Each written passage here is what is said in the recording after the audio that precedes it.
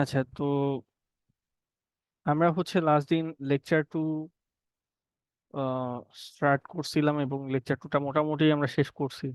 ঠিক আছে, আমরা আচ্ছা কি পড়াইছি একটু পিছন থেকে দেখি। আমরা মেইনলি লাস্ট দিন ডিসপ্লে ডিভাইসটা মেইনলি হচ্ছে আমরা দেখছিলাম। সো দুই ধরনের ডিসপ্লে ডিভাইস দেখাইছিলাম আপনাদের, একটা হচ্ছে ট্রান্সমিসিভ ডিসপ্লে, একটা হচ্ছে এমিসিভ ডিসপ্লে। তো লাস্ট দিনের লেকচার ফলো করে থাকলে হচ্ছে এই জিনিসগুলা অলরেডি বুঝে গেছেন, বা লেকচারটা অলরেডি আমি প্রোভাইড করছি। সো ওটা দেখলে এই ডিসপ্লে ডিভাইস গুলা সম্পর্কে হচ্ছে জানতে পারবেন আর কি। তো এগুলো তো আর যাবো না। সো এগুলো আমাদের সম্পর্কে ডিসকাশন করা হয়েছে অলরেডি। দেন আপনাদের পিক্সেল কোঅর্ডিনেট সিস্টেম নিয়ে আমরা ডিসকাশন করছি। দেন হচ্ছে RGB কালার কোঅর্ডিনেট সিস্টেম নিয়ে আমরা আলোচনা করেছি। এরকম একটা কালার কিউব আমরা কিভাবে তৈরি হয় এই কোঅর্ডিনেট সিস্টেমের মাধ্যমে, সেটা হচ্ছে আপনাদের দেখাইছিলাম। দেন ফাইনাল টপিকটা ছিল হচ্ছে আমাদের alpha compositing. So alpha compositing এর মাধ্যমে আমরা যে কাজটা করতেছিলাম সেটা হচ্ছে আমাদের মাল্টিপল অবজেক্ট যদি একটা একটার উপর ওভারল্যাপ করে, সেই ক্ষেত্রে ওই ওভারল্যাপিং এর বিষয়গুলো হচ্ছে কিভাবে হ্যান্ডেল করতে হয়। ঠিক আছে, তাদের ট্রান্সপারেন্সি সাপেক্ষে ওই ওভারল্যাপিং এর বিষয়গুলো কিভাবে হ্যান্ডেল করতে হয়, এই বিষয়গুলো সম্পর্কে হচ্ছে আপনাদের সাথে ডিসকাশন করা হয়েছে। সেটা হচ্ছে আমরা আলফা কম্পোজিটিং এর মাধ্যমে করি, এবং আলফা কম্পোজিটিং এরকম একটা সিম্পল, ভেরি সিম্পল একটা ইকুয়েশনের মাধ্যমে হচ্ছে হ্যান্ডেল করে পুরো জিনিসটাকে। ঠিক আছে, এখানে বেসিক্যালি ফরগ্রাউন্ডের একটা কালার, ব্যাকগ্রাউন্ডের একটা কালার থাকে এবং একটা আলফা কম্পোনেন্ট থাকে। সবগুলা কম্বাইন করে আমরা হচ্ছে ফাইনাল আউটপুট কালারটাকে বের করি। দেন হচ্ছে আপনাদের আলফা মাস্ক নিয়ে ডিসকাশন করা হয়েছে। আলফা মাস্ক কিছুই না, আলফা কম্পোজিটিংটাই যদি আমরা একটা ইমেজের উপরে অ্যাপ্লাই করি, সেটাকে আমরা আলফা মাস্ক বলতেছি। ঠিক আছে, তো এখানে আমাদের একটা ব্যাকগ্রাউন্ড ছবি থাকে, একটা ফরগ্রাউন্ড ছবি থাকে, এবং একটা আলফার জন্য একটা ছবি থাকবে আলাদা। ঠিক আছে, যেখানে আলফার মাস্কের ভ্যালু গুলা থাকে। দ্যাট মিনস আমি প্রত্যেকটা পিক্সেলের জন্য আলফার ভ্যালু হচ্ছে এখানে রাখি, এবং পুরো জিনিসটাই যদি আমি আলফা কম্পোজিটিং ইকুয়েশনটাই অ্যাপ্লাই করি এই ছবিগুলোর উপর, ফাইনাল আউটপুট হিসেবে আমরা এরকম কিছু একটা পাই। ঠিক আছে, এটা এই কেসের জন্য দেখানো হয়েছে। আমাদের কেসগুলো যেভাবে থাকবে ওটুকু আমরা একটা আউটপুট পাবো। যেমন এখানে এই কিছু এক্সাম্পল ছবি আপনাদের সাথে দেখাইছিলাম, এইগুলা সবকিছুই আলফা মাস্কিং ইউজ করে করা। ওকে, এইবার হচ্ছে একটু ম্যাথমেটিক্যাল প্রবলেম সলভ করি আমরা। ঠিক আছে আজকে। তো প্রথম এখানে আমাদের যে প্রবলেমটা দেওয়া আছে এটা ভেরি সিম্পল প্রবলেম। আমরা যদি একটু পড়ি এখানে কি বলছে। সো আমাদের প্রবলেমটা যেটা বলতেছে সেটা হচ্ছে given that CF equal to 1, CB equal to 0.5, C equal to 0.8, কিছু ভ্যালুস দেওয়া আছে, where CF, CB and C are the foreground, background and composite intensities respectively. ঠিক আছে, সো আমাদের এখানে CF ফরগ্রাউন্ডের কালার, ব্যাকগ্রাউন্ডের কালার, এবং দুইটার কম্পোজিট যে কালারটা, দ্যাট মিনস আউটপুট যে কালারটা, সেটা হচ্ছে দেওয়া আছে। ঠিক আছে, এই ভ্যালুগুলো সেই ভ্যালু, কালার ভ্যালু রিপ্রেজেন্ট করতেছে। সো যেটা বলছে determine the alpha value to perform alpha compositing, very simple. যদি আমি আলফা কম্পোজিটিং এর ইকুয়েশনটাই সরাসরি অ্যাপ্লাই করি, সেক্ষেত্রে হচ্ছে আমরা এই প্রবলেমটাকে সলভ করতে পারবো। সো আমরা জানি alpha composite, according to alpha composite equation, C equal to alpha CF plus 1 - alpha CB. এখন আমাকে বলছে আলফার ভ্যালু বের করতে, এখানে সবই দেওয়া আছে, সি দেওয়া আছে, আপনাকে সিএফ দেওয়া আছে, সিবি দেওয়া আছে। আমাদের ডিটারমাইন করতে হবে আলফাকে। ঠিক আছে, যদি আমি এটাকে একটু এক্সপান্ড করে লিখি, এরকম কিছু পাচ্ছি।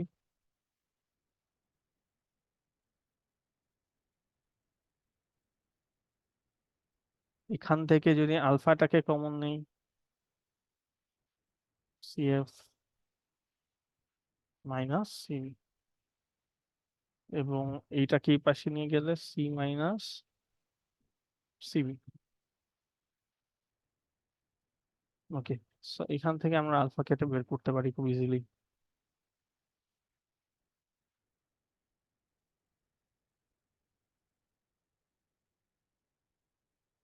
ওকে, সবগুলা ভ্যালু জাস্ট সিম্পলি আমি যদি এখানে বসায় দেই, আমরা যদি এখানে প্লাগ ইন করি সবগুলা ভ্যালু,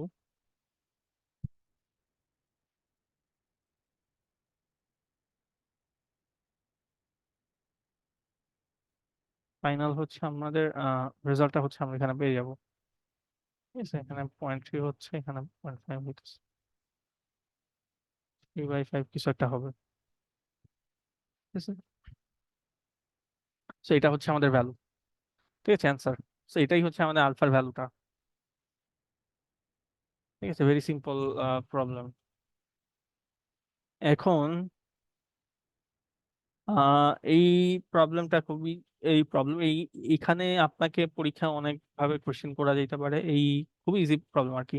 বেসিক্যালি এই ধরনের প্রবলেম গুলো যদি আসে, আমরা যে কোনো একটা প্যারামিটার চাইলে আপনাকে ডিটারমাইন করতে বলতে পারি। ঠিক আছে, এখানে সিএফ এর ভ্যালু হয়তো ফোরগ্রাউন্ডের ভ্যালু বের করতে দেওয়া হইতে পারে, সিবি, মানে যেভাবেই করা হোক না কেন আমাদের ভ্যালুগুলা, বাকি ভ্যালুগুলা থেকে এই ইকুয়েশনের মাধ্যমে আমরা ইজিলি বের করতে পারবো। ঠিক আছে, খুব কঠিন কিছু না, জিনিসটা খুবই ইজি। এখন আপনাদের এটা ছিল হচ্ছে দুইটা ইমেজের জন্য, একটা ফরগ্রাউন্ড এবং একটা ব্যাকগ্রাউন্ড। ঠিক আছে, এটা এখানে একটা ফরগ্রাউন্ড ছবি ছিল ধরতে পারি, এখানে একটা ব্যাকগ্রাউন্ড ছবি ছিল। এখন জিনিসটা কিন্তু মাল্টিপল ছবির জন্য হইতে পারে। আমি এখানে ধরতে পারি, এখানে এখানে ফরগ্রাউন্ড ব্যাকগ্রাউন্ড না চিন্তা করে আমরা যদি এভাবে চিন্তা করতাম, এটা হচ্ছে সবার সামনে আছে C1 একটা অবজেক্ট, আমি ধরি এটাকে C2 একটা অবজেক্ট, এটা C3 একটা অবজেক্ট, এরকম হইতে পারে কেসটা। ঠিক আছে, সেক্ষেত্রে আমি বলতে পারি ফাইনাল তাদের ওভারল্যাপিং একটা যে পিক্সেল আছে সেটার আউটপুটটা কত। ঠিক আছে, এই পিক্সেলটা ধরলাম তিনটার জন্য ওভারল্যাপ হচ্ছে। So what is C? সেই ক্ষেত্রে আমাকে দুইটা আলফার ভ্যালু জানতে হবে। আমাকে জানতে হবে যে এই সামনের যে দুটা ফরগ্রাউন্ডের অবজেক্ট আছে তাদের আলফাটা কি। ঠিক আছে, এটার আলফা, এটাকে যদি আলফা 1 বলি, আলফা 1টা কি, আলফা 2 এটার দেওয়া থাকলে আলফা 2টা কি, এগুলো আমার লাগবে। ঠিক আছে, আমরা যেই কাজটা করব এখানে, স্যার, হ্যাঁ হ্যাঁ বলেন। প্রবলেম স্টেটমেন্ট আরেকবার একটু রিপিট করা যাবে? হ্যাঁ, এইখানে তিনটা অবজেক্ট C1 C2 C3 একটা আরেকটার উপর ওভারল্যাপড। ঠিক আছে, C1 C2 C3 একটা আরেকটার উপর ওভারল্যাপ, যেখানে C3 সবার পিছনে, C2 দেন সেকেন্ডে, C1 সবার সামনে। ঠিক আছে, এইভাবে আছে জিনিসটা। সো আমরা বের করতে চাচ্ছি তাদের একটা ওভারল্যাপিং পিক্সেল, যেটা এখানে একটা র্যান্ডম পিক্সেল আমি ধরে নিছি, সেই পিক্সেলের ভ্যালুটা কত হবে।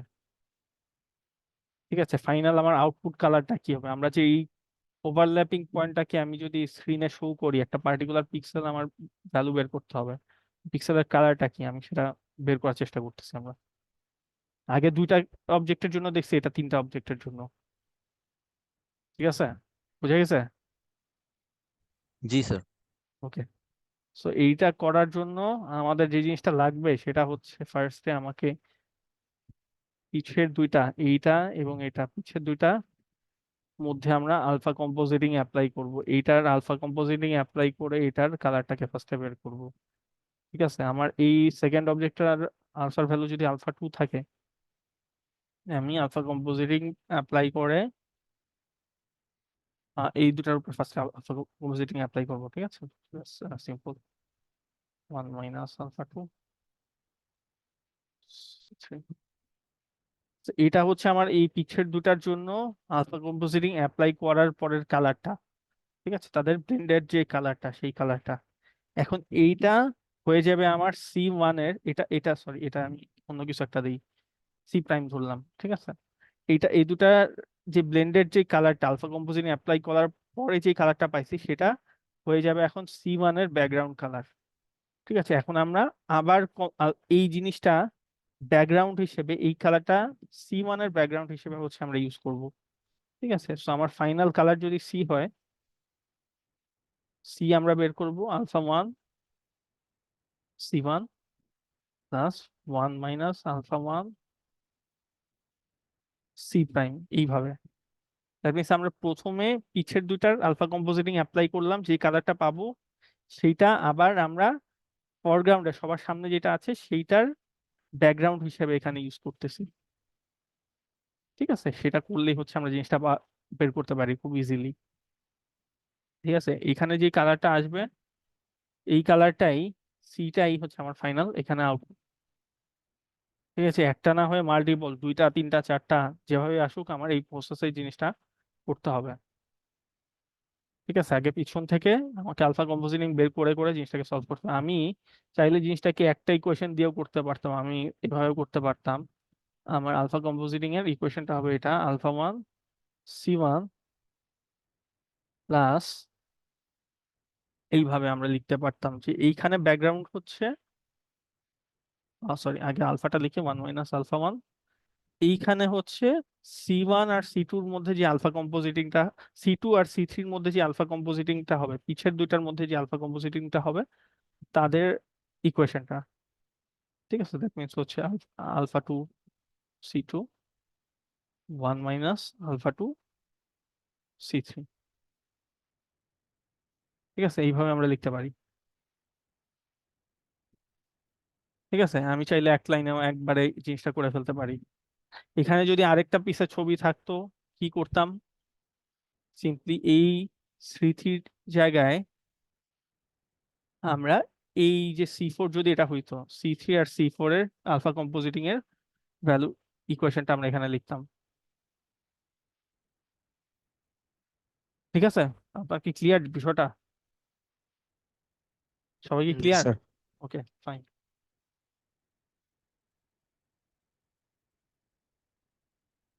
আচ্ছা, ক্লিয়ার হলে ভালো। আমাদের সেকেন্ড প্রবলেমটাতে যাই আমরা। সেকেন্ড প্রবলেমটা কাইন্ড অফ একটু ডিফারেন্ট প্রবলেম। আচ্ছা, আমরা পড়ি। এখানে কি বলছে আমাদের?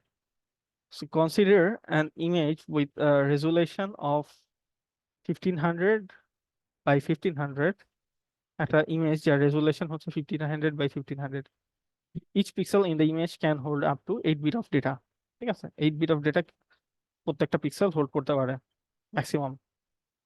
আচ্ছা, what is the file size of image in megabyte?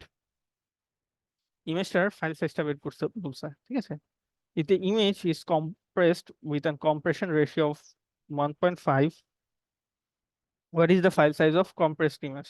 তো ইমেজটাকে আমরা কম্প্রেস করতেছি একটা কম্প্রেশন রেশিওর মাধ্যমে। ঠিক আছে, সেই রেশিওর ভ্যালুটা হচ্ছে 1.5। সো এইভাবে যদি আমি এই কম্প্রেশন রেশিও দিয়ে যদি আমি কম্প্রেস করি, ইমেজটার ফাইল সাইজটা কত হবে? ঠিক আছে, একটা হচ্ছে অরিজিনাল সাইজটা কত হওয়ার কথা ছিল, আরেকবার হচ্ছে কম্প্রেস করার পরে সাইজটা কত হবে, এটা দুইটা বিষয়। আচ্ছা, এইখানে প্রবলেমটা খুব ইজি, এমনি খুব একটা কঠিন প্রবলেম না। আমাকে ফার্স্ট প্রবলেমটা যদি আমরা একটু দেখি কিভাবে সলভ করতে হয়। এটা হচ্ছে একটা ইমেজ যার রেজুলেশন হচ্ছে 1500 বাই 1500। সো দ্যাট মিনস এইখানে আমার টোটাল যে ইমেজটা আছে তার রো সংখ্যা হচ্ছে 1500 এবং কলাম সংখ্যা হচ্ছে 1500। সো নাম্বার অফ পিক্সেলস কতগুলা? নাম্বার অফ পিক্সেলস হচ্ছে 1500 বাই 1500। ঠিক আছে, সো এটা আমাদেরকে এই জিনিসটা, এই ভ্যালুটা হচ্ছে আমাকে দিচ্ছে। ঠিক আছে, সো এইটা হচ্ছে আমার 22,50,000 ভ্যালু, সংখ্যক পিক্সেল হচ্ছে আমাকে দিতেছে টোটাল। আচ্ছা, তো আমাদের কোয়েশ্চেন বলা ছিল যে প্রত্যেকটা পিক্সেল 8 বিট ডেটা হোল্ড করতে পারে। ঠিক আছে, সো যেহেতু 8 বিট ডেটা হোল্ড করতে পারে প্রত্যেকটা পিক্সেল, আমার পিক্সেল আছে এতগুলা। সো আমার টোটাল ফাইল সাইজ হচ্ছে number of pixels into 8 bits, সেটা আমরা পাচ্ছি এত বিটস ডেটা। এখন যেহেতু আমাকে এটাকে মেগাবাইটে কনভার্ট করতে হবে, আমরা এটাকে ফার্স্টে বাইটে কনভার্ট করতেছি। ঠিক আছে, আমরা জানি যে byte 1 byte equal to 8 bit. ঠিক আছে, এটা আমরা সবাই জানি। সেই দিয়ে সিম্পলি ভাগ করতেছি, এবং ভাগ করে আমরা এটাকে বাইটে কনভার্ট করতেছি ফার্স্ট অফ অল। ঠিক আছে, সো বাইটে কনভার্ট করার পরে, বাইটে কনভার্ট করলে, আচ্ছা করলাম। ঠিক আছে, বাইটে কনভার্ট করার পর আমরা এই ভ্যালুটা পাচ্ছি, দেখেন। এখন এটাকে মেগাবাইটে কনভার্ট করবো। এখন মেগাবাইটে কনভার্ট কনভার্ট করার জন্য আমাকে কি করতে হবে? Anyone, do you know the answer? Ma'am sir আমাদের হচ্ছে 8 দিয়ে 8 ভাগ দিয়ে ভাগ করতে হবে। করতে হবে স্যার। জি স্যার, বাইটে চলে যাবে। বাইটকে আমরা মেগাবাইটে কনভার্ট ও করবো আচ্ছা কিভাবে? স্যার, আচ্ছা, বাইটকে 10 টু দি পাওয়ার মেগাবাইটে। 6। Sir right 10 to the power 6 sir. Right, very good. 10⁶ দিয়ে হচ্ছে আমরা বাইটকে মেগাবাইটে কনভার্ট করতে পারি, ঠিক আছে? জি এটা দিয়ে স্যার। ভাগ করবো সিম্পলি। তাহলে কত হচ্ছে এখানে ভ্যালুটা?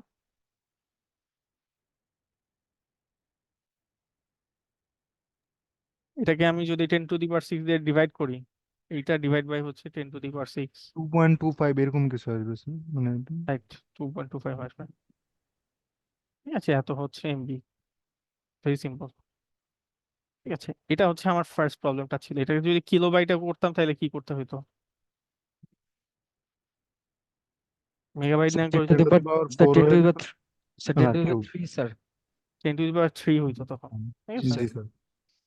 আচ্ছা, তো এগুলা সবাই জানি, এগুলা খুব বেশি কঠিন কিছু না। আচ্ছা, তো কোয়েশ্চেন যেটা বলা থাকবে আমরা ওভাবেই করবো। আমরা যদি এমবি মেগাবাইটে বলছে দেখি আমরা মেগাবাইটে কনভার্ট করতেছি কেন। আচ্ছা, কিলোবাইট হইলে কিলোবাইট, বাট এই জিনিসগুলো আমাকে জানতে হবে কিভাবে হচ্ছে কনভার্সনটা করতে হয়।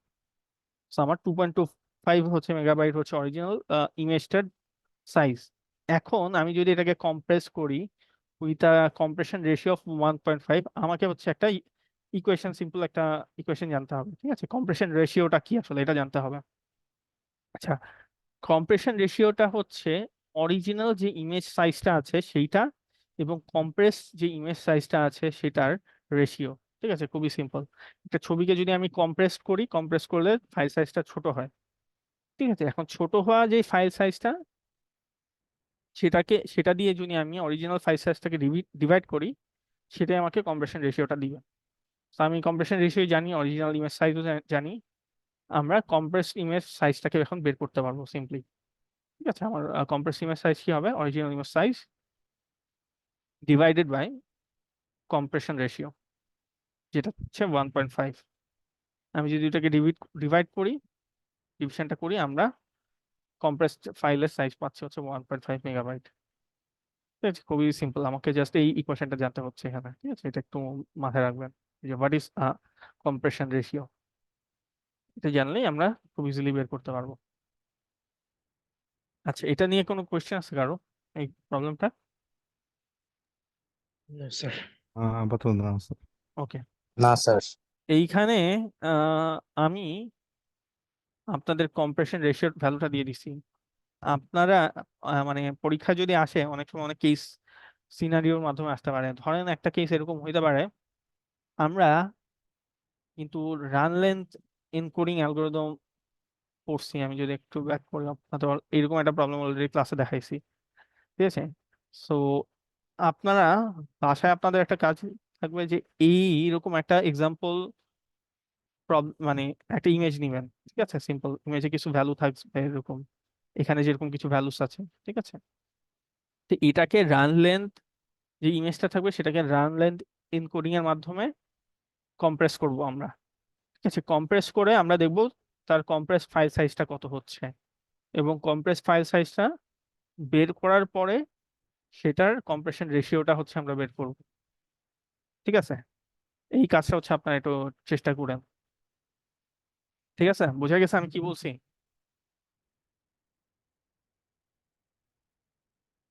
বোঝা কি গেছে? একটা ছবি নিবেন, জি স্যার। ছবিটাকে আরএলই অ্যাপ্লাই করবেন, রানলাইন এনকোডিং অ্যাপ্লাই করবেন, করলে তো তার সাইজ ছোট হবেই। যেমন এখানে আমরা দেখতেছি তার পিক্সেলস কমে গেছে। ঠিক আছে, এখানে ছিল যতগুলা তার থেকে এখানে পিক্সেল সংখ্যা কম আছে। তো আমি প্রত্যেকটা পিক্সেল আগের মতো 8 বিট করে ধরে নিচ্ছি, ডেটা আছে। তো ধরলে দুটারই আমি ইমেজ ফাইল সাইজ বের করতে পারবো। করলে দুটার রেশিওটা দিয়ে আমি তাদের কম্প্রেশন রেশিওটা বের করতে পারবো। ঠিক আছে, এই জিনিসটা একটু করে আপনারা হচ্ছে একটু চেষ্টা করেন। ঠিক আছে, ওকে। সো সো এরই সাথে হচ্ছে আমরা লেকচার 2 শেষ শেষে চলে আসছি। ঠিক আছে, এটা হচ্ছে লেকচার 2 আপনাদের আহ, শেষ। এবং আপনাদের হচ্ছে কিছু ফার্দার স্টাডির জন্য কিছু বইয়ের রেফারেন্স, যেমন একটা আমার রেফারেন্স বইয়ের চ্যাপ্টার 3টা হচ্ছে একটু দেখতে পারেন। এবং আমি একটা লিঙ্ক প্রোভাইড করছি, বেসিক্যালি এখানে লসলেস এবং লসি কম্প্রেশনের ডিফারেন্সটা দেওয়া আছে। ঠিক আছে, এগুলো একটু দেখতে হবে আপনাদের। আচ্ছা, এটা ছিল লেকচার 2। আমরা হচ্ছে আজকে লেকচার 3টা দেখবো। সো আমি এটা আচ্ছা, এটা বন্ধ করার দরকার নেই। লেকচার ওকে, আচ্ছা লেকচার 3 হচ্ছে স্টার্ট করতেছি আমরা আজকে।